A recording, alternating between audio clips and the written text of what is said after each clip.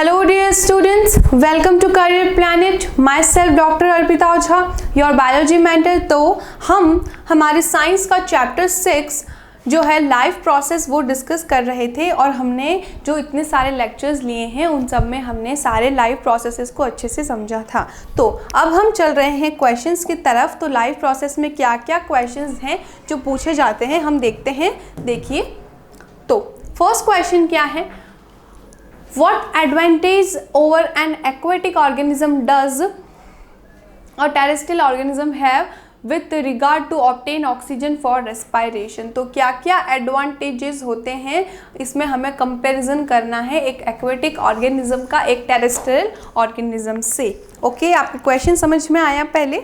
Okay, तो देखिए क्या एडवांटेजेस हैं ऑक्सीजन को लेकर। तो आपको पता है रेस्पायरेशन जो है वो क्यों होता है, ताकि हम ऑक्सीजन का इंटेक कर सकें। तो जो एक्वेटिक प्लांट है वो ऑक्सीजन को कैसे लेते हैं और जो टेरेस्ट्रियल प्लांट हैं वो ऑक्सीजन को कैसे लेते हैं, हमें ये देखने की ज़रूरत है। तो जो टेरेस्ट्रियल ऑर्गेनिज्म होते हैं जो कि कहाँ पर रहते हैं, सरफेस पर रहते हैं, अर्थ सरफेस पे, वो ब्रीथ करते हैं बाय यूजिंग एटमॉस्फेरिक ऑक्सीजन। तो जो एटमॉस्फेरिक ऑक्सीजन है उसका यूज़ करते हैं ये लोग। बट अगर हम बात करें एक्वेटिक ऑर्गेनिज्म की, तो एक्वेटिक ऑर्गेनिज्म जो होते हैं डिजॉल्व्ड ऑक्सीजन लेते हैं from the water. So the oxygen level is high in atmosphere when compared to the oxygen in water. ये पॉइंट आपको क्लियर हुआ। जो ऑक्सीजन लेवल होता है वो एटमॉस्फेयर में हाई होता है, बट इतना हाई वाटर में नहीं होता। तो उस वजह से क्या होगा, जो आपका टेरेस्ट्रियल ऑर्गेनिज्म है वो ज़्यादा ऑक्सीजन लेगा as compare to aquatic, right. Hence the terrestrial organism need not breathe fast to obtain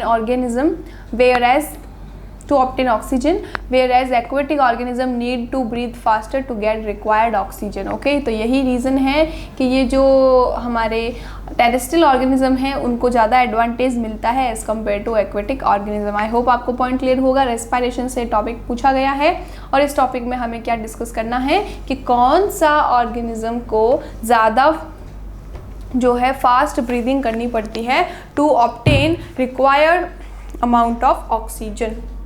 next question number 2 क्या कहता है, देखो, what are the different ways in which glucose is oxidised to produce energy in various organism.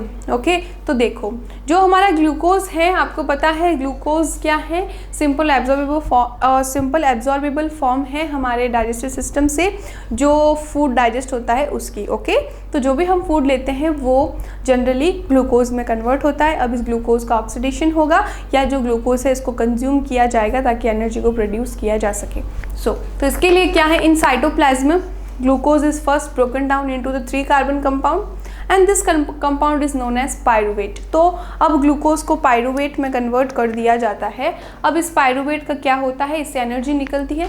अगर oxygen नहीं है, in the absence of oxygen, ethanol, carbon dioxide और energy बनेगी।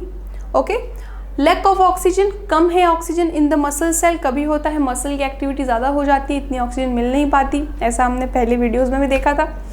तो उस वजह से क्या होता है, लैक्टिक एसिड बनता है जिससे मसल सोर हो जाती है और एनर्जी ऑफ कोर्स रिलीज होती है। In the presence of oxygen जो कि माइटोकॉन्ड्रिया में होता है, वहाँ क्या होगा, carbon dioxide plus water and energy बनती है। तो इस तरह से हमने देखा ये 3 अलग अलग डिफरेंट वेज हैं जिससे क्या होगी, ऑक्सीजन बनेगी। ओके, चलो नेक्स्ट देखते हैं। नेक्स्ट क्वेश्चन क्या है, how is oxygen and carbon dioxide transported in human. आपको अच्छे से पता है ऑक्सीजन एंड कार्बन डाइऑक्साइड जो है दोनों गैसेस होती हैं जो कि हमारे रेस्पायरेशन में इनका गैसेस एक्सचेंज किया जाता है। They are transported in human being via blood stream के थ्रू निकलती हैं दोनों। बट जो ऑक्सीजन है वो carried to the cell, whereas the carbon dioxide is carries away from the cell. आपको ऑक्सीजन पहुँचानी है सेल्स तक और ऑक्सीजन पहुँच गई सेल पे, फिर हम कार्बन डाइऑक्साइड को सेल से दूर ले जाएंगे, कहाँ, लंग्स की तरफ। Okay, so exchange of gases take place between the alveoli, कहाँ होता है, एल्वियोलाई और सराउंडिंग ब्लड कैपिलरी। हम ये पढ़ चुके हैं रेस्पिरेशन टॉपिक में, अच्छे से समझाया था मैंने आपको। सो उससे क्या होगा, एल्वियोलाई के लेवल पे गैसेस एक्सचेंज होगा और सारी जो गैसेस हैं वो ब्लड कैपिलरीज के थ्रू क्या हो जाएंगी, एक्सचेंज हो जाएगी। Oxygen is absorb by blood capillary, oxygen को ब्लड कैपिलरीज ले लेती हैं फ्रॉम लंग्स से bye diffusion. while carbon dioxide is absorbed by lung alveoli from blood capillary। Okay, छोटा सा पॉइंट था, आपको अच्छे से क्लियर हुआ। ऑक्सीजन जो क्या है, ये हमारी एल्वेलाई हैं और ये एल्वेलाई के चारों ओर ब्लड कैपिलरीज हैं। मान लीजिए यहाँ पे ऑक्सीजन ज़्यादा है, ब्लड कैपिलरीज को ये दे दी जाएंगी, और यहाँ कार्बन डाइऑक्साइड ज़्यादा है तो ब्लड कैपिलरीज से ये एल्वेलाई में चली जाएंगी। इस तरह से एक्सचेंज देखने को मिलता है। नेक्स्ट क्वेश्चन देखें। तो हमारा नेक्स्ट क्वेश्चन जो है वो क्या कहता है, सुनो ध्यान से। How are the lungs designed in human being to maximise the area for exchange of gases. हमारे लंग्स का ऐसा क्या डिज़ाइन है जिसकी वजह से मैक्सिमम सरफेस एरिया मिलता है हमारी गैसेस को कैपिलरीज में जाने के लिए। तो देखो, लंग्स क्या है, एक रेस्पिरेटरी ऑर्गन है। कहाँ प्रेजेंट होता है, हमारे थोरेसिक कैविटी के अंदर प्रेजेंट होता है। आपको बताया था मैंने। किससे कवर्ड करके रखता है, ये रिब केज से ये कवर्ड रहता है ना, ताकि इसको प्रोटेक्शन मिले। और साथ में इसमें कुछ मसल होती है, इंटरकॉसल मसल एंड डायफ्राम। अगर आप ये वीडियो देख रहे हैं और आपको कोई पॉइंट क्लियर नहीं हो रहा है किसी भी प्रोसेस से रिलेटेड, तो आप प्रीवियस वीडियोस में जाके उसे अच्छे से समझ सकते हैं ना, तो आपको ये पॉइंट क्लियर हो जाएगा। मैं लंग्स एंड रिब केज और मसल्स की बातें क्यों कर रही हूँ, क्योंकि ये काफ़ी इंपॉर्टेंट स्ट्रक्चर होती है रेस्पिरेटरी सिस्टम में। तो lung is an important part of the body. The passage inside the lungs divide into smaller and smaller tube. ये भी मैंने आपको बताया था। देखिए, हमारी जो रेस्पिरेटरी सिस्टम होता है उसमें क्या होता है, सबसे पहले ट्रेकिया बनती है। इस ट्रेकिया को हम क्या कहते हैं, विंड पाइप कहते हैं। ये जो विंड पाइप होती है ये क्या करेगी, विंड पाइप बाइफरकेट होकर लंग्स में चली जाएगी। अब लंग्स में कंटिन्यूसली डिवीजन डिवीजन डिवीजन होता रहेगा। इस डिवीजन से क्या होगा, ये जो कंटिन्यूसली डिवीजन है ये इन द एंड एल्वेलाई के अंदर ओपन होता है। ये पॉइंट आपको क्लियर हुआ, ये एल्वेलाई में ओपन हो जाती है और वहाँ पर बैलून लाइक स्ट्रक्चर है ये एल्वेलाई, जिसके अंदर हमारी गैसेस पहुँचती है। तो अब लंग्स का क्या फंक्शन है, जो कंटिन्यूसली ब्रोंकस हैं, ब्रोंकाई, जो ये हमारी ब्रोंकस या ब्रोंकाई हैं, ये bronchioles, primary bronchiole, secondary bronchiole, tertiary bronchiole और टर्मिनेट हो जाती है एल्वेलाई तक। तो इन सब को लेकर रखता है कौन, लंग्स। ये सारे स्ट्रक्चर किस में मिल रहे हैं, आपको लंग्स में मिल रहे हैं। तो इसीलिए गैसेस को पाथ प्रोवाइड करने में और गैसेस का एक्सचेंज करवाने में लंग का इम्पॉर्टेंट रोल होता है। Okay, the alveoli provide a surface where the exchange of gas take place. आपको ये पॉइंट अच्छे से पता है।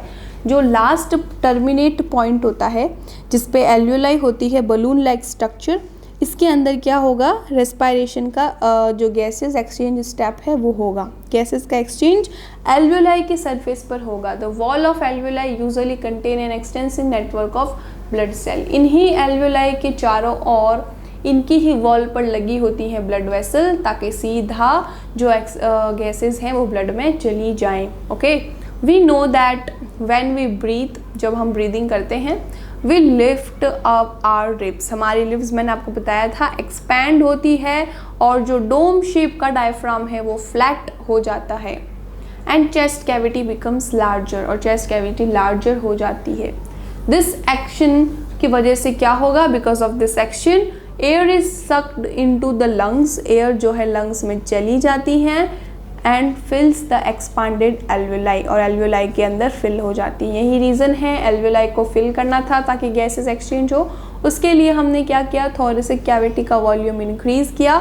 ये वॉल्यूम इंक्रीज़ होगा तो उससे क्या फ़र्क पड़ेगा, जो एटमॉस्फेरिक गैसेस हैं वो अंदर आ जाएंगे। इसमें किसका किसका रोल होता है, डायफ्राम जो है डोम शेप से फ्लैट हो जाता है, रिब्स एक्सटेंड हो जाती हैं और इंटरकॉसल मसल कॉन्स्ट्रिक्ट होती हैं। उनके एक्शन की वजह से ऐसा होता है। आई होप आपको ये पॉइंट क्लियर हुआ है। फिर लास्ट पॉइंट कहता है the blood brings the essential carbon dioxide from rest of the body. आपको पता है ये बात, ऑक्सीजन को अगर हम पहुंचा रहे हैं तो वापस किसको लेकर आएंगे, कार्बन डाइऑक्साइड को लेकर आते हैं from rest of the body and supply it to the alveoli, और एल्वेलाई को ये सप्लाई कर दी जाती है। The oxygen in the alveoli air is taken up by the blood in the alveolar blood vessel. अब देखिए क्या होगा, जो भी कार्बन डाइऑक्साइड आई है ब्लड से, किसके अंदर आई है, हमारे एल्वेलाई के अंदर। अब इस एल्वेलाई से बाहर निकाल दिया जाएगा। The oxygen in the alveoli air is taken up the blood bye the blood, तो ब्लड में ऑक्सीजन डाल दो, कार्बन डाइऑक्साइड वहाँ से ले लो और बॉडी से बाहर निकाल दो, और जो भी प्योर ऑक्सीजन है उसे ब्लड के थ्रू उस सेल को दे दो जिसकी ज़रूरत है आपको। ये पॉइंट हम काफ़ी बार समझा चुके हैं, आई होप आपको ये अच्छे से समझ में आया होगा। During the normal breathing cycle में क्या होता है, when air is taken in and let out the lung always contain residual volume. But इसी के साथ साथ देखिए स्टूडेंट्स, क्या होता है, आपने गैसेस बाहर निकाली, गैसेस अंदर ली, लेकिन कुछ गैसेस जो है वो वहीं की वहीं रह जाती, जिसे हम रेजिडुअल वॉल्यूम कहते हैं, so that there is sufficient time for oxygen to be absorbed. उस रेजिडुअल वॉल्यूम की वजह से ऑक्सीजन को सफिशिएंट टाइम मिलता है ताकि वो एब्जॉर्ब हो सके। अब खुद भी सोचिए, हम कंटिन्यूसली क्या कर रहे हैं, ऑक्सीजन ले रहे हैं, ऑक्सीजन निकाल रहे हैं, फिर से ऑक्सीजन लेते हैं, ऑक्सीजन निकालते हैं, तो उसकी वजह से क्या हो जाएगा, एब्जॉर्प्शन का टाइम ही नहीं मिलेगा। बट ये जो लंग का एयरवे है, इस पूरे एयरवे में रेजिडुअल वॉल्यूम रहता है, जिसकी वजह से क्या होगा, थोड़ा सा ऑक्सीजन को सफिशिएंट टाइम मिल जाता है। तो बहुत ही डिटेल में मैंने आपको इसका रीज़न समझा दिया कि क्यों लंग्स इम्पॉर्टेंट है। क्लियर हुए? तो अभी तक मैंने जो भी क्वेश्चन देखे हैं उसमें अगर कोई डाउट हो तो आप मुझे कमेंट्स में बताइए, फिर हम आगे चलेंगे। तो हमारा जो फर्स्ट क्वेश्चन था वो ग्लूकोज के बारे में बताता था, ग्लूकोज किस तरह से इसके अंदर ऑक्सीडाइज्ड होता है ना, तो ये भी पॉइंट हमने देखा। फिर जो ये क्वेश्चन था कि जो एक्वेटिक ऑर्गेनिज्म हैं वो इतना उनको एडवांटेज नहीं मिलता एज़ कम्पेयर टेरेस्ट्रियल ऑर्गेनिज्म, उसका पॉइंट भी हमें समझ में आ गया। ओके, फिर हमने देखा था ऑक्सीजन और कार्बन डाइऑक्साइड कौन कैसे ट्रैवल करता है, ये पॉइंट भी क्लियर हुआ। तो अब हमारा नेक्स्ट अगला क्वेश्चन क्या कहता है, देखिए सारे बुक के क्वेश्चंस हैं ये। अगला क्वेश्चन है, what are the components of the transportation system in human beings, what are the function of these component. Main component क्या है, सबसे first is heart and the second is blood and third is the blood vessel. तीन main structure होते हैं हमारे। सबसे first है heart. Heart आप पढ़ के आ चुके हैं, जो है मेन जो हमारा ट्रांसपोर्टेशन में हेल्प करता है, सर्कुलेटरी सिस्टम का मेन ऑर्गन है हार्ट। हार्ट जो होता है आपकी फिस्ट की साइज़ का होता है, इट इज़ मस्कुलर ऑर्गन, ठीक है, और इसकी मसल जो होती हैं कभी भी ये टायर्ड नहीं होती हैं, कंटिन्यूसली पंपिंग का फंक्शन करती रहती हैं। तो हार्ट का फंक्शन क्या है, हार्ट क्या करता है, हार्ट के जो हैं 4 चैम्बर्स होते हैं, जिसे राइट एंड लेफ्ट एट्रियम और वेंट्रिकल में डिवाइड किया गया है। ये जो है पंपिंग एक्शन को शो करते हैं। कैसे, ये कंटिन्यूसली कॉन्ट्रैक्ट और रिलैक्स होते हैं, कॉन्ट्रैक्शन और रिलैक्सेशन से ये लोग क्या करते हैं आपको इसके अंदर देखने को मिलता है। ये पॉइंट आपको अच्छे से क्लियर हुआ ना। तो इसके अंदर कॉन्ट्रैक्शन एंड रिलैक्सेशन जो है वो देखने को मिलता है, जिससे पंपिंग एक्शन होता है। So the heart pump oxygenated blood through out the body. पूरे बॉडी में आपको क्या ट्रैवल करके लेके जाना है, हार्ट से ब्लड को ट्रैवल करके लेकर जाना है। तो हार्ट क्या करता है, उस ब्लड को पंप करता है। मैंने आपको प्रीवियस वीडियोस में बताया था, हार्ट अगर पंप नहीं करेगा ब्लड, तो ब्लड का क्या होगा, वो ब्लड चला जाएगा सारा ग्रेविटेशन फोर्स की वजह से लोअर एरियाज़ में। तो ऐसा करने से रोकने के लिए आपको किसकी ज़रूरत होगी, आपको पंपिंग की ज़रूरत होगी। तो हार्ट का फंक्शन क्या है, ब्लड को पंप करना। फिर हार्ट क्या करता है, ये सब डीऑक्सीजनेटेड ब्लड को रिसीव करता है from the various part of the body, और क्या करेगा, उसे पहुंचाएगा लंग्स तक, ताकि लंग्स में जाके वो डीऑक्सीजनेटेड ब्लड फिर से प्योर हो जाए। फिर ये प्योर फॉर्म में लंग्स से लेता है और बॉडी को पहुंचा देता है। इस तरह से ये फंक्शन जो है चलता रहता है। क्लियर है, ये पॉइंट समझ में आया आपको। तो ये हमारा किसका फंक्शन हो गया, हार्ट का फंक्शन हो गया। नेक्स्ट हम देखते हैं ब्लड। ब्लड का क्या फंक्शन है, ये आपका ट्रांसपोर्टेशन मीडियम प्रोवाइड करता है।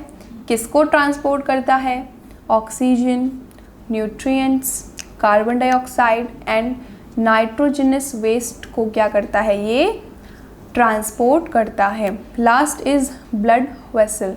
ब्लड वेसल्स क्या होती हैं, तो देखो स्टूडेंट्स, 2 टाइप की ब्लड वेसल्स होती हैं, आर्टरीज एंड वेन। ओके, हम पहले भी डिस्कस कर चुके हैं। जो हमारी आर्टरीज होती हैं, ये क्या करती हैं, आर्टरीज ये ब्लड को लेकर जाती हैं ह्यूमन बॉडी में डिफरेंट ऑर्गन्स में, ताकि उनको ऑक्सीजन पहुंचाई जा सके। तो हार्ट से अवे ब्लड को कौन लेकर जाती हैं, आर्टरीज। ओके, और जो सारे के सारे इम्प्योर ब्लड को अलग अलग ऑर्गन से कलेक्ट करते हुए कार्बन डाइऑक्साइड को ब्लड में कलेक्ट करते हुए जो ब्लड को हार्ट की तरफ लेकर आती है, टुवर्ड्स द हार्ट, जो हमारे ब्लड को लेकर आती हैं, उन्हें हम वेन्स कहते हैं। तो आपको पॉइंट क्लियर हुआ आर्टरीज और वेन में क्या डिफरेंस होता है। डिफरेंस पे अलग से क्वेश्चन पूछा जाता है जो कि हमने डिस्कस किया है जब हमने ये टॉपिक पढ़ा था। ओके, तो हमें अभी क्या ध्यान रखना है, जो ब्लड वेसल्स होती हैं वो दो टाइप्स की होती हैं, आर्टरीज एंड वेन्स, जो कि ब्लड को कैरी कर कर लेकर जाती हैं। तो ये हमारा जो है क्वेश्चन कुछ इस तरह से कंप्लीट हो गया, हमें समझ में आ गया कि blood vessel, blood and heart का क्या फंक्शन होता है। ओके, अब हम नेक्स्ट क्वेश्चन देखें। Why is it necessary to separate oxygenated and deoxygenated blood in mammals and bird? अब देखो ये पॉइंट क्या कह रहा है, Why is it necessary to separate oxygenated and deoxygenated blood? Oxygenated and deoxygenated blood को आपको अलग करने की ज़रूरत क्यों है, अलग अलग चैम्बर्स की ज़रूरत क्यों पड़ी, सारे ब्लड को एक साथ ही रख लीजिए। क्यों हुआ सब सेपरेट, किसमें, मैमल्स और बर्ड में, तो इसके अंदर अलग अलग चैम्बर्स बने होते हैं। उसका रीज़न इन्होंने ये बताया है कि जो मैमल्स एंड बर्ड्स होते हैं दे आर वार्म ब्लडेड। कैसे होते हैं ये, वार्म ब्लडेड एनिमल्स होते हैं which keep their body temperature constant. ये हमेशा अपनी जो बॉडी होती है उसका टेम्परेचर कांस्टेंट रखते हैं irrespective of the environment they leave. इससे कोई फ़र्क नहीं पड़ता उनका एनवायरनमेंट कैसा है, वो हमेशा क्या रखते हैं, कांस्टेंट रखते हैं। बाहर टेम्परेचर हाई है चाहे लो है, ये हमेशा टेम्परेचर को मेंटेन कर कर रखते हैं। ओके, सो ये जो है टेम्परेचर रेगुलेटर कहलाते हैं। तो इनमें ऐसा क्या है, ये जो टेम्परेचर को मेंटेन करके रखने का फंक्शन है, इस प्रोसेस के लिए अ लॉट ऑफ ऑक्सीजन चाहिए होती है ताकि सेल्यूलर रेस्पायरेशन हो सके, so that warm blooded animal produce more energy. यही रीज़न है कि आप जो हैं, हम मैमल्स हैं और जो बर्ड्स हैं, इनको ज़्यादा एनर्जी की ज़रूरत क्यों है, ताकि इस एनर्जी से ये क्या करें, हमारे बॉडी टेम्परेचर को मेंटेन कर पाएँ, है ना, समझ में आई ये point. So this process require a lot of oxygen for more cellular respiration so that warm blooded animal produce more energy. यही रीज़न है कि ये लोग क्या करते हैं, ज़्यादा एनर्जी को प्रोड्यूस करते हैं to balance their body temperature, ताकि उनका बॉडी टेम्परेचर को बैलेंस किया जा सके। Hence it is very important for warm blooded animal. तो इसीलिए ये रीज़न है कि जो वार्म ब्लडेड एनिमल होंगे उनको अपना बॉडी टेम्परेचर कांस्टेंट रखना होगा, इसीलिए वो क्या करते हैं, ऑक्सीजनेटेड एंड डीऑक्सीजनेटेड ब्लड को सेपरेट रखते हैं। अगर देखो स्टूडेंट्स ये मिक्स हो गया, मान लीजिए ब्लड में आपके oxygenated and deoxygenated blood, carbon dioxide oxygen दोनों साथ में ही है, तो क्या ऑक्सीजन की सप्लाई जो है वो पूरी तरह से अच्छे से हो पाएगी, क्योंकि बीच में हिंड्रेंस जनरेट कर देंगी कार्बन डाइऑक्साइड, उसको एब्जॉर्ब ही नहीं होने देगी, मेटाबॉलिक एक्टिविटी स्लो हो जाएंगी। और आप तो वार्म ब्लडेड एनिमल्स हैं, तो आपको ज़्यादा ऑक्सीजन की ज़रूरत है ताकि मोर सेल्यूलर रेस्पायरेशन हो। तो इसीलिए ये सर्कुलेटरी सिस्टम को एफिशिएंट बनाने का तरीका है कि आप ऑक्सीजनेटेड एंड डीऑक्सीजनेटेड ब्लड को अलग रखें, ताकि हमें किसी भी तरह की कोई प्रॉब्लम नहीं आए और अच्छे से उसकी रिक्वायरमेंट को, ऑक्सीजन की जितनी रिक्वायरमेंट है उसे पूरा किया जा सके। तो यही इसका रीज़न है। बहुत ही अच्छा क्वेश्चन है ये। अब हम चलते हैं अगले क्वेश्चन की तरफ। अगला क्वेश्चन हमें क्या कहता है, देखिए हमारा क्वेश्चन ऊपर लिखा है ये, What are the component of the transport system in highly organized plant? अब जो हाईली ऑर्गेनाइज्ड प्लांट है इसमें ट्रांसपोर्टेशन सिस्टम किस तरह का देखने को मिलता है। तो ट्रांसपोर्टेशन किसका होगा, इसमें हमारे वाटर एंड फूड का ट्रांसपोर्टेशन होगा। Yes, it is true.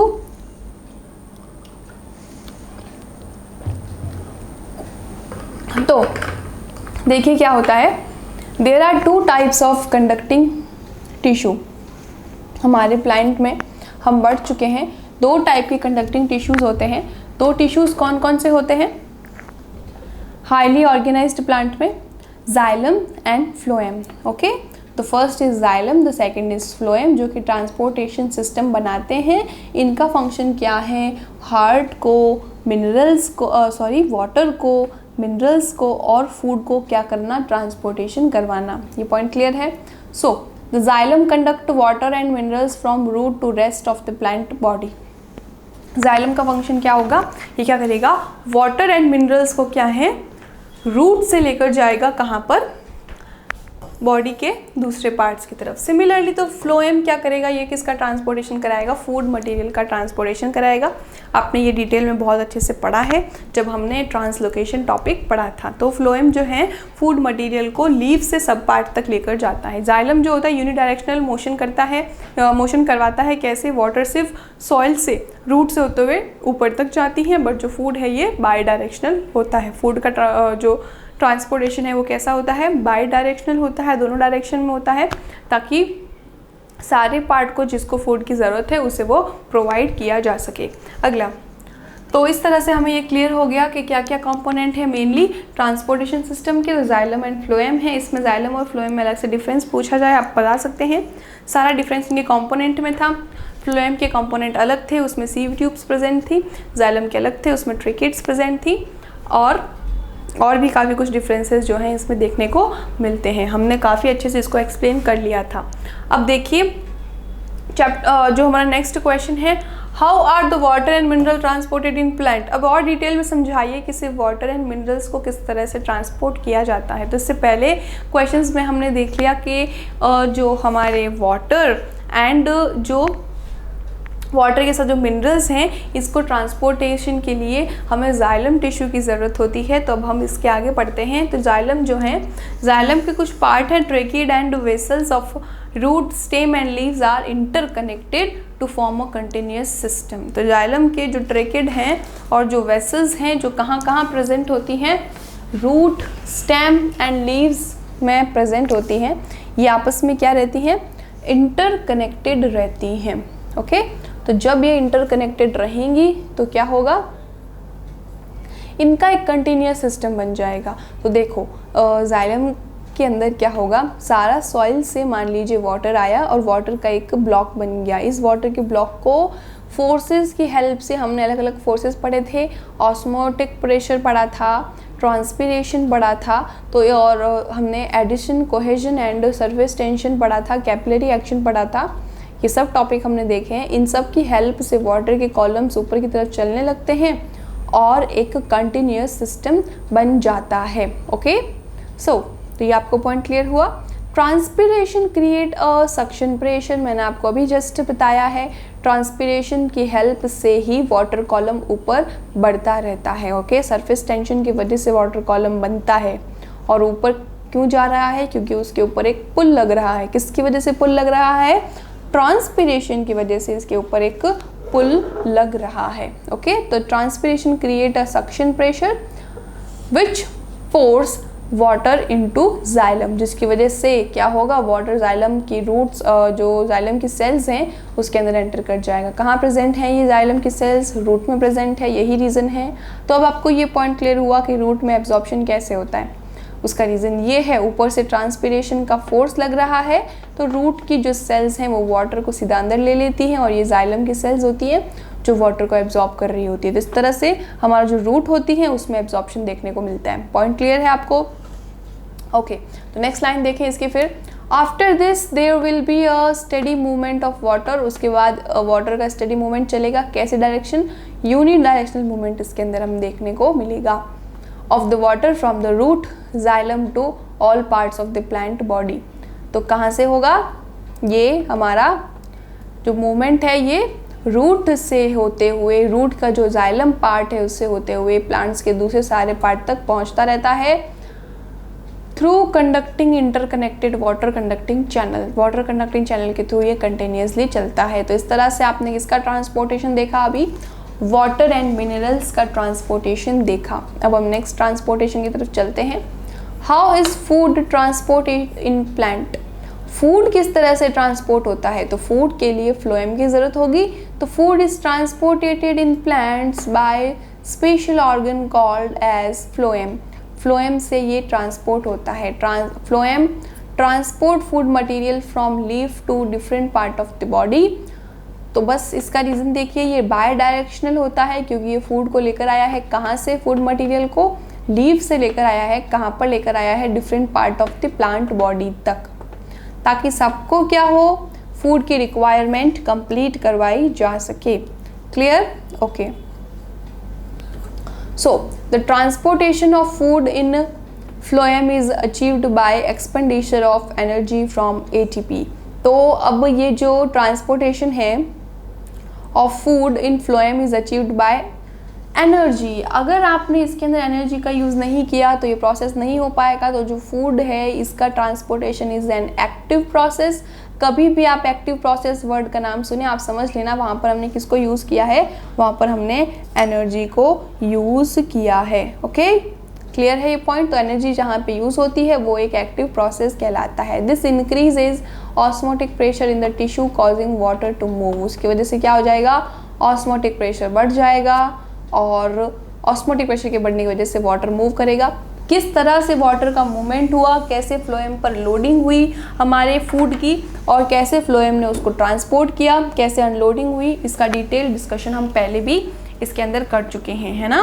तो यहाँ पर क्या हुआ, this increase the osmotic pressure बढ़ गया टिश्यू का, वाटर मूव किया and this process move the material in the phloem to the tissue with less pressure. Okay, ये सब आप पढ़ चुके हैं, सिर्फ हमने थोड़ा समराइज फॉर्म में यहाँ पर लिखा है। This is helping in transportation of food material as per the needs. इसका एग्जाम्पल है सुक्रोज। अगर सुक्रोज पहुँचाना है तो सुक्रोज का इस तरह से क्या होता है, इसके अंदर इस फॉर्म में इसका ट्रांसपोर्टेशन होता है। तो आपने देखा अभी तक ये जो 3 क्वेश्चंस थे ये क्या क्या पूछ रहे थे कि ट्रांसपोर्टेशन सिस्टम है क्या, तो जाइलम एंड फ्लोएम है ट्रांसपोर्टेशन सिस्टम।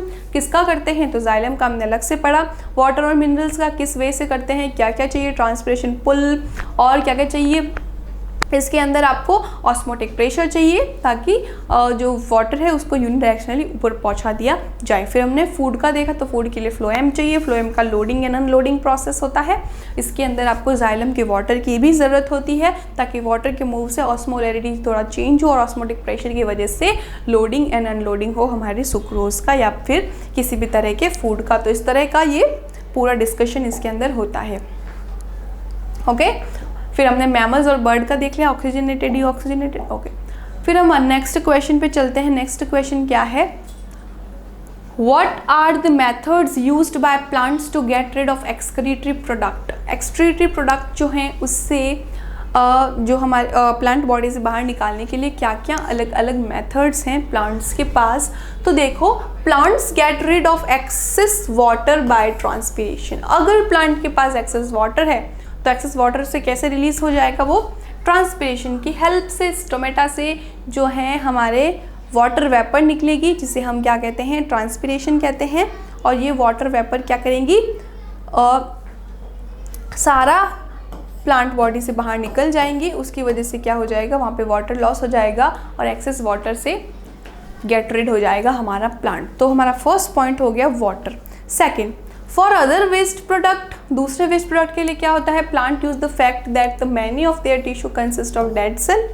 तो इनके कुछ टिश्यूज में डेड सेल्स प्रेजेंट होती हैं and they can even lose some part such as leaves. For example, कोई लीफ है जिसकी सारी सेल्स लगभग डेड हो चुकी हैं और वो जो लीफ है वो फॉलन आउट होने वाली है, डिटैच होने वाली है प्लांट से। तो प्लांट के जितने भी वेस्ट प्रोडक्ट हैं उनको मूव करके उस लीफ में डाल दिया जाता है ताकि सारा लीफ के साथ ये अमाउंट चला जाए। ओके, सो ये भी एक तरह का मेथड हो गया। For the other waste, plant use the fact that many of their tissues consist of dead cells. उनके काफ़ी सारे जो टिश्यूज़ हैं वो किससे मिलके बने होते हैं, डेड सेल्स से मिलके बने होते हैं। और इन डेड सेल्स के अंदर क्या होगा, and that they can even lose some part of such leaves. Many plant waste products are stored in cellular vacuole. ये मैंने आपको बताया कि जितने भी सेल्स होती हैं उनके अंदर जो सेल्यूलर वैक्यूल होती हैं उसके अंदर स्पेशली ये मान लीजिए आपकी जो सेल है उसका डस्टबिन है ना। तो सेल्यूलर वैक्यूल के अंदर क्या करते हैं, स्टोर करके रखते हैं। किसे स्टोर करके रखते हैं, कोई भी एक्स्ट्रा जो भी वेस्ट प्रोडक्ट है उसको वे रखते हैं। तो वेस्ट प्रोडक्ट में be stored in leaves that fall of. तो जो फॉल ऑफ होने वाली है लीव्स उनके अंदर सेल्यूलर वैक्यूल्स के अंदर वेस्ट प्रोडक्ट को स्टोर करके रखा जाता है। तो ये हमारा सेकंड मेथड हो गया। फर्स्ट तो हुआ ट्रांसपिरेशन से, सेकंड ये हो गया। फिर ये गैसेस का एक्सचेंज करते हैं स्टोमेटा से, तो जो गैस एक्सेस में है वो वेस्ट प्रोडक्ट हो जाएगी और उसे बॉडी से बाहर स्टोमेटा के थ्रू निकाल लिया जाएगा। फिर आता है अदर मैकेनिज्म, इसका क्या है, the waste product are stored as resin, gum, oils, है ना, specially in old xylem. The plant also excrete some waste substances into the soil around them. फिर हमारे पास आता है कि एक तो वेस्ट प्रोडक्ट को रेजिन के फॉर्म में, गम के फॉर्म में या फिर ऑयल्स के फॉर्म में बाहर निकाला जाए, जैसा कि होता है कहाँ कहाँ देखा था हमने, अकेशिया के अंदर देखा था और अलग अलग जो प्लांट स्पीसीज़ हैं उसमें भी हमने देखा। तो ये स्पेशली होते कौन हैं, दे आर ओल्ड जाइलम, ये जाइलम ही होते हैं जिनके अंदर ये प्रेजेंट होता है। तो लास्ट पॉइंट है, कुछ सम वेस्ट प्रोडक्ट्स को क्या करते हैं, सॉइल में ही डाल देते हैं जो कि इनके अराउंड होती है। तो इस तरह से अलग अलग मेथड है हमारे प्लांट्स के पास ताकि ये एक्सक्रीशन कर सके वेस्ट प्रोडक्ट का। प्लांट्स में एक्सक्रीशन काफ़ी सिंपल प्रोसेस माना जाता है, ये ज़्यादा कॉम्प्लेक्स प्रोसेस नहीं होता है। ये पॉइंट आपको क्लियर हुआ? ओके, अब हम देखते हैं how is the amount of urine produce regulated. अब यूरिन का कितना अमाउंट प्रोड्यूस होता है ये हमें समझने की ज़रूरत है। यूरिन कैसे बनता है पहले हम ये पॉइंट डिस्कस कर लेते हैं। तो देखो, जो हमारी किडनीज होती हैं इम्प्योर ब्लड को लेके आ रही है जिसमें बहुत सारा वेस्ट प्रोडक्ट है। ये इम्प्योर ब्लड हैं जो क्या करेंगी, किडनीज़ के अंदर जाकर वहाँ पे प्योरीफाई होगा, ब्लड को फिर से भेज दिया जाएगा और ये जो वेस्ट मटेरियल है इसे यूरिन के फॉर्म में हम स्टोर करके रखेंगे। तो कितना यूरिन बनता है इसे कौन मेंटेन करेगा, क्योंकि मैंने आपको बताया था प्रीवियस वीडियोस में कि जो ये यूरिन बनता है इसमें वाटर कंटेंट भी होता है।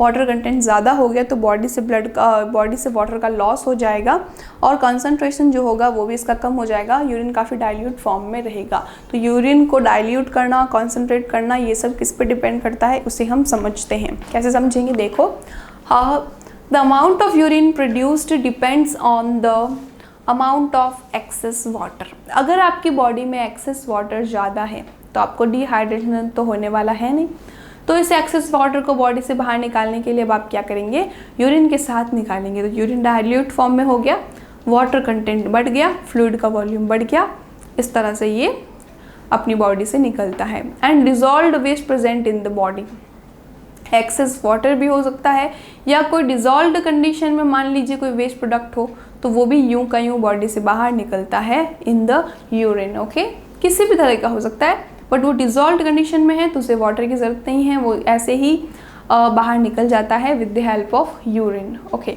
फिर other factors may be environment. Other factors क्या क्या हैं, environment and ADH hormone. Environment का भी देखिए बहुत इफेक्ट पड़ता है यूरिन के अंदर। तो जो यूरिन सिक्रेशन है उसकी फ्रीक्वेंसी इंक्रीज़ हो जाती है जो कोल्ड एनवायरनमेंट होता है उसमें as compare to hot environment. उसका रीज़न क्या है, सुनो, देखो, मान लीजिए गर्मियाँ चल रही है, समर का सीज़न है, तो बॉडी से वैसे भी स्वेट निकलता है जिससे बहुत सारा वाटर लॉस हो रहा होता है। फिर जो है हीट की वजह से वेपराइजेशन भी हो जाता है वाटर का, तो काफ़ी वाटर का लॉस पहले ही हो जाता है। और जो हमारा पर्सन है वो काफ़ी अदर मेटाबॉलिक एक्टिविटीज़ भी करता है जिसमें वाटर का यूज़ हो जाता है। तो देखो, इतना सारा वाटर का यूज़ हो रहा है तो क्या होगा, वाटर तो बाहर निकल गया। तो अब हमें क्या करना होगा, ज़्यादा ज़रूरत नहीं होती वाटर को निकालने की, इसलिए जो हमारा समर सीज़न है उसमें इतना यूरिनेशन नहीं होता। तो एनवायरनमेंट पे डिपेंड कर रहा है ये। नेक्स्ट है एडीएच हार्मोन। एडीएच हार्मोन जो है पिट्यूटरी ग्लैंड से निकलता है, एंटी डायूरेटिक हार्मोन कहते हैं। ये भी क्या करता है, रेगुलेट करता है यूरिन के प्रोडक्शन में। तो पिट्यूटरी ग्लैंड क्या है, मास्टर ग्लैंड है जो भी क्या कर रही है, रेगुलेट कर रही है। ओके, चलो नेक्स्ट क्वेश्चन देखें। देखिए, सब थोड़े अलग अलग क्वेश्चंस हैं, सबको आप नोट करते जाइएगा, काफ़ी हेल्पफुल रहेंगे आपके लिए। ओके, चलो अब हम अगला क्वेश्चन देखें। Where do plant get each of the raw material required for photosynthesis. Photosynthesis से क्या होगा, क्या करने वाले हैं फोटोसिंथेसिस से प्लांट। तो फोटोसिंथेसिस से प्लांट जो है शुगर बनाने वाले हैं, ग्लूकोज बनाने वाले हैं, एक ऑर्गेनिक मटेरियल बनाने वाले हैं। तो उसके लिए ज़रूरी है क्या क्या हमें चाहिए, हमें कार्बन डाइऑक्साइड चाहिए, वाटर चाहिए एंड सनलाइट चाहिए और न्यूट्रिएंट चाहिए। तो ये सब कहाँ से मिलते हैं, तो सबसे पहले जो हमारी कार्बन डाइऑक्साइड है, CO2 गैस है, is obtain from the atmosphere through stomata. Stomata की हेल्प से ये हमारे एटमॉस्फेयर से स्टोमेटा के थ्रू प्लांट बॉडी में एंटर कर जाती हैं। तो इस तरह से हमें मिल गई CO2। फिर हमें चाहिए वाटर, ताकि हम क्या बना सकें, ग्लूकोज एंड एनर्जी बना सकें। ये मेन है। तो वाटर कहाँ से लेते हैं, absorb by the plant root from the soil. Easy बात है, बिल्कुल पॉइंट क्लियर है। तो वाटर जो है उसे प्लांट रूट से निकालते हैं। फिर आता है sunlight. Sunlight is an essential raw material. Sunlight हमें सन से मिल जाती है, H लिख लिया ताकि सनलाइट को रिप्रेजेंट कर रहा है ये। फिर आता है न्यूट्रिएंट, वो हम सॉइल से ही एब्जॉर्ब कर लेते हैं न्यूट्रिएंट्स को। तो ये जो हमारे प्लांट के रॉ मटेरियल हैं ये इस तरह से हमें देखने को मिलते हैं। Next, what is the role of the acid in stomach.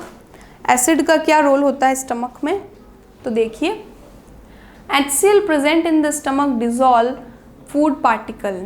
Okay, बहुत ही इंपॉर्टेंट क्वेश्चन है। एसिड कहाँ से रिलीज होता है स्टूडेंट्स, HCl जो है ये स्टमक से रिलीज होता है। स्टमक की जो इनर लाइनिंग होती है वहाँ से रिलीज होता है। तो HCl present in the stomach dissolve food particle. Food particle को डिजॉल्व करेगा, एसिडिक मीडियम को क्रिएट करेगा। 2 पॉइंट है। फर्स्ट पॉइंट, फूड पार्टिकल को डिजॉल्व करना, एसिडिक मीडियम को क्रिएट करना। In acidic environment protein digestive enzymes pepsinogen converted into pepsin.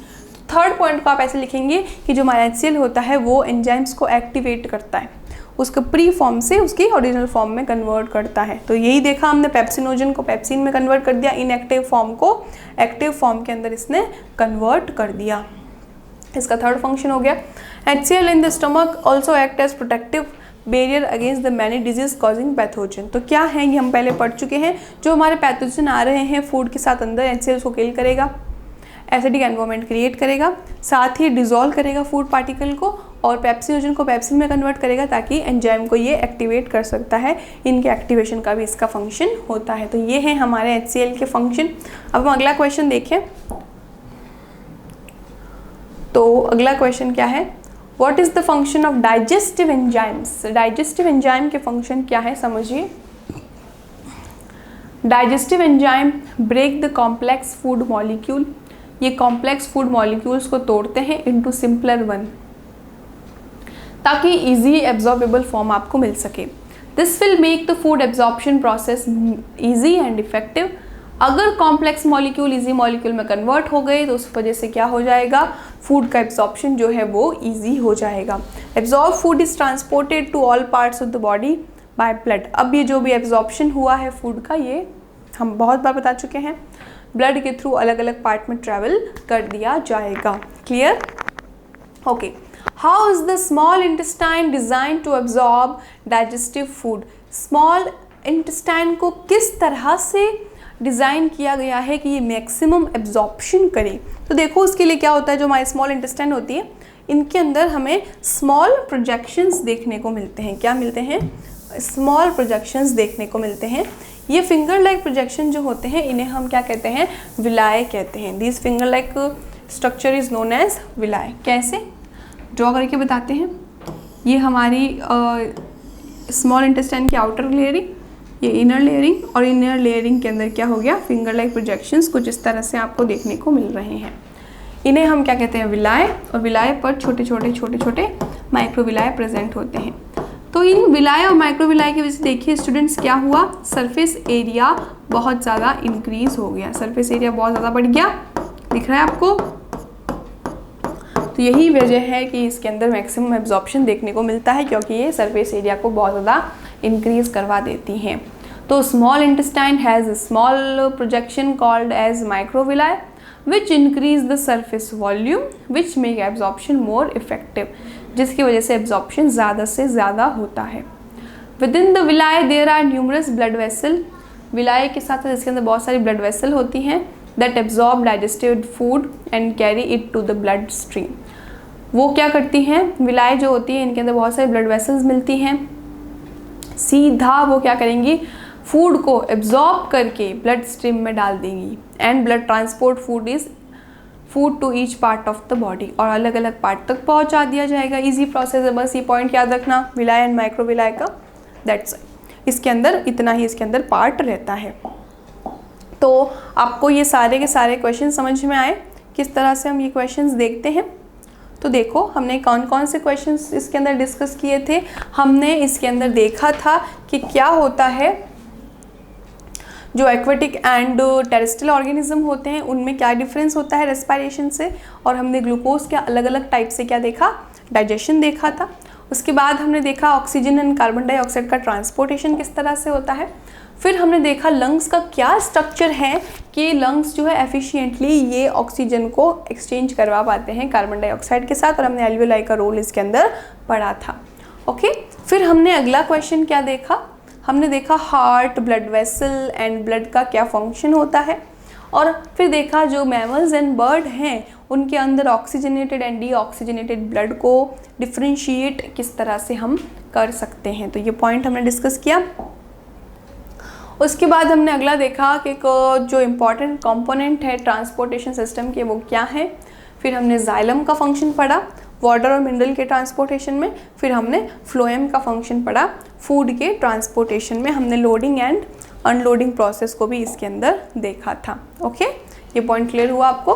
उसके बाद में हमने और क्या क्वेश्चंस देखे, हमने अलग अलग मेथड देखे किस तरह से ये क्या करते हैं, हमारे जो प्लांट है ये एक्सक्रीट प्रोडक्ट को बॉडी से बाहर निकालते हैं, है ना। और फिर हमने देखा how is the amount of urine produced regulated, जो हम हमारे किडनीज़ के थ्रू जो यूरिन बनता है उसका जो अमाउंट है किस तरह से रेगुलेट होता है। तो कौन सा हार्मोन, एडीएच हार्मोन इसके लिए रिस्पॉन्सिबल होता है, ये पॉइंट हमने देखा। फिर हमारे पास आता है नेक्स्ट क्वेश्चन। वो क्वेश्चन क्या है कि प्लांट जो है फोटोसिंथेसिस के लिए सारे जो रॉ मटेरियल है वो कहाँ से लेते हैं और कौन कौन से वो रॉ मटेरियल्स होते हैं, वो हमने डिस्कस किया। What is the role of acid in our stomach, हमारे स्टमक में एसिड का क्या रोल है। What is the function of digestive enzymes, digestive enzyme का क्या फंक्शन है, क्यों ये हेल्पफुल होते हैं। तो देखो ये एसिड वाला क्वेश्चन तो बहुत इंपॉर्टेंट है, एग्जाम में पूछा जा सकता है। फिर है हाउ इज़ द, आपको डाइजेस्टिव एंजाइम के जो फंक्शन है वो पता होने चाहिए, ठीक है, फूड को इजी में कन्वर्ट कर देगा, यही सबसे मेन चीज़ है इसकी। फिर स्मॉल इंटेस्टाइन का डिज़ाइन किस तरह का है, तो हमने देख लिया स्मॉल इंटेस्टाइन के अंदर फिंगर लाइक प्रोजेक्शन होते हैं जिसे विलाई एंड माइक्रोविलाई कहते हैं। तो इस तरह से हमने 15 क्वेश्चंस जो हैं डिस्कस किए हैं। आई होप आपको ये चैप्टर बहुत ही अच्छे से क्लियर हुआ है।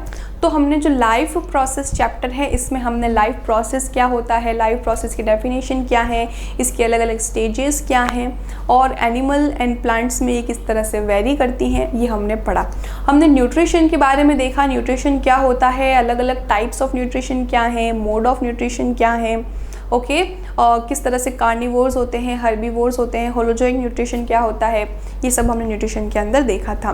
और जब हमारा ह्यूमन की बात करें तो ह्यूमन में न्यूट्रिशन के लिए डाइजेस्टिव सिस्टम का एक पूरा प्रोसेस था जो कि हमने पढ़ा। डाइजेशन किस तरह से होता है, फिजियोलॉजी ऑफ डाइजेशन क्या है, डाइजेस्टिव ऑर्गन के स्ट्रक्चर्स क्या हैं, वो सारा का सारा पॉइंट हमने इसके अंदर देखा था। ओके, ये सब आई होप आपको क्लियर हुआ होगा। कहीं पे भी कोई भी पॉइंट में डाउट हो आप मुझे कमेंट्स में बता दीजिए, हम फिर से उसको डिस्कस कर सकते हैं। तो डाइजेशन के बाद हमने देखा प्लांट में किस तरह से जो न्यूट्रिशन है वो होता है। फोटोसिंथेसिस क्या होता है, फोटोसिंथेसिस के लिए हमने जो है स्टोमेटा का फंक्शन देखा था। ओके, हमने ट्रांसपिरेशन फंक्शन देखा, हमने क्लोरोफिल की स्ट्रक्चर्स देखी ताकि आपको ये सारे पॉइंट क्लियर हो। और इस तरह से हमने प्लांट का जो था न्यूट्रिशन देखा, प्लांट के न्यूट्रिशन से बाकी जितने भी ऑर्गेनिज्म उनको किस तरह से हेल्प होती है ये हमने देखा। तो ह्यूमन न्यूट्रिशन, प्लांट न्यूट्रिशन हमने इस तरह से कंप्लीट किया। तो न्यूट्रिशन की बात आता है रेस्पायरेशन। तो रेस्पायरेशन प्लांट में भी मिलता है, ह्यूमन में भी मिलता है, बट जो ह्यूमन का रेस्पायरेशन होता है वो रेस्पायरेटरी सिस्टम काफ़ी कॉम्प्लेक्स प्रोसेस होता है। ये कॉम्प्लेक्स प्रोसेस में हमने अलग अलग पार्ट देखे, उनके अलग अलग फंक्शन देखे और फिजियोलॉजी ऑफ रेस्पायरेशन देखा। प्लांट में रेस्पायरेशन के लिए क्या होता है, स्टोमेटा के थ्रू रेस्पायरेशन होता है, गैसेस एक्सचेंज होता है, किस टाइम किसका गैसेस एक्सचेंज होता है वो हमने देखा, उससे रिलेटेड हमने कुछ क्वेश्चंस भी देखे। तो इस तरह से हमारा रेस्पायरेशन भी कंप्लीट होता है। सेकेंड लाइफ प्रोसेस था। थर्ड लाइफ प्रोसेस हमारे पास आता है ट्रांसपोर्टेशन। ट्रांसपोर्टेशन तो हमें न्यूट्रिशन ले लिया, ऑक्सीजन ले लिया, उसको ट्रांसपोर्ट करवाएंगे तो किसके थ्रू करवाएंगे, तो ट्रांसपोर्टेशन के लिए मीडियम चाहिए। कौन है वो मीडियम, ब्लड है। तो हमने ब्लड, हार्ट क्या होता है, ब्लड वेसल्स क्या होती हैं, उनमें क्या क्या डिफरेंस हैं, सारे के सारे ब्लड वेसल्स जो हैं उनके क्या फंक्शन होते हैं, डबल सर्कुलेशन क्या होता है, इस तरह की कुछ चीज़ें हमने इसके अंदर अच्छे से डिस्कस की थी। ओके, उसके बाद में अगला आपके पास क्या आता है, उसी लाइफ प्रोसेस में हमने प्लांट में देखा कि प्लांट में ट्रांसपोर्टेशन कैसे होते हैं। तो ट्रांसपोर्ट के लिए उनके पास फूड है, वाटर है, मिनरल्स हैं, इनका हम किस तरह से उसके अंदर ट्रांसपोर्टेशन करवाते हैं, ये पॉइंट हमने इसके अंदर डिस्कस किया। और फिर उसके बाद में हम देखते हैं ट्रांसपोर्टेशन के बाद एक्सक्रीशन। तो किस तरह से प्लांट में एक्सक्रीशन होता है, बहुत सिंपल प्रोसेस, किस तरह से ह्यूमन में एक्सक्रीशन होता है, बहुत कॉम्प्लेक्स प्रोसेस। और इसका पूरा हमने एक्सक्रीटरी सिस्टम, उसके स्ट्रक्चर एंड फंक्शंस देखे और हमने नेफ्रॉन के बारे में भी पढ़ा। तो इस तरह से हमारे जो मेजर लाइफ प्रोसेस हैं ये ख़त्म होते हैं। तो आज के वीडियो में इतना ही, मैं मिलूंगी अगले वीडियो में। तब तक के लिए पढ़ते रहिए, क्वेश्चन सॉल्व कीजिए, मुझसे डाउट पूछिए। ओके, अपने दोस्तों के साथ ज़्यादा से ज़्यादा वीडियो को शेयर कीजिए। Thank you students.